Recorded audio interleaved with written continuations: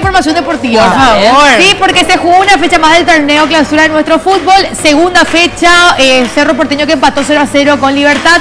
La resonancia, por supuesto, es el triunfo de Olimpia por 2-0 frente al 12 de octubre.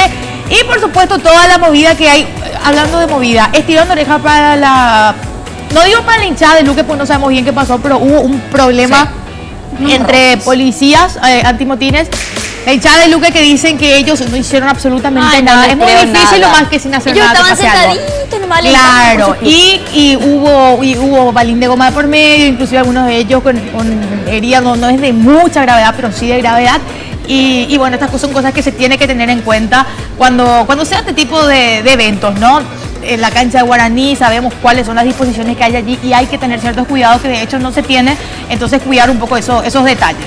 Aparte, vamos a hablar de problemas, tenemos que hablar de Cerro Porteño. Porque Francisco Arce, si bien antes de este partido se decía, depende del resultado para el que técnico siga, Cerro Porteño pierde, se va Francisco Arce, Cerro Porteño gana, igual se va a ir Francisco Arce, era lo que se venía diciendo. ¿Qué pasó? Terminó 0-0, no pasó ni lo uno ni lo otro.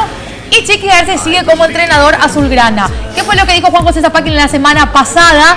Que ninguna dirección dirigencial, más en este caso, no va a estar aguantando que este resultado se den. De hecho, recordemos que había caído por 3-2 en la primera fecha frente a General Díaz. Y el empate de este fin de semana también, lo que nos hace suponer que esto sigue en la misma. El entrenador ya dijo que no va a renunciar, no va a dar un paso al costado. Así que todo depende de la seguidilla que pueda tener Cerro para la próxima fecha.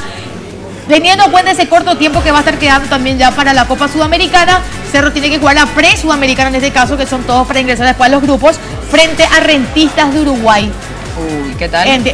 Rentistas es un equipo como, a ver, como un 12 de octubre. O sea, es como un equipo de 12 de octubre de Uruguay. O sea, es un equipo que no puede complicar a Cerro Porteño.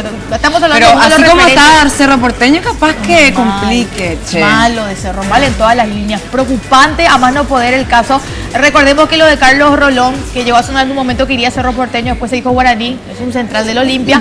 Finalmente esto no se da y Cerro precisa a alguien de la defensa, por lo menos alguien de allí hacer una columna vertebral nuevamente y bueno, poder hacer camino, no solamente acá, porque acá de hecho, imagínense, 2 fechas, 1 punto logrado de 6, son 5 puntos menos y lo peor de todo, la contrapartida Olimpia que está haciendo los puntos. Y es un eso poco es más doloroso aún. Exactamente. Es como que acolchona diferente o no acolchona directamente la actualidad de Cerro Porteño. En fin.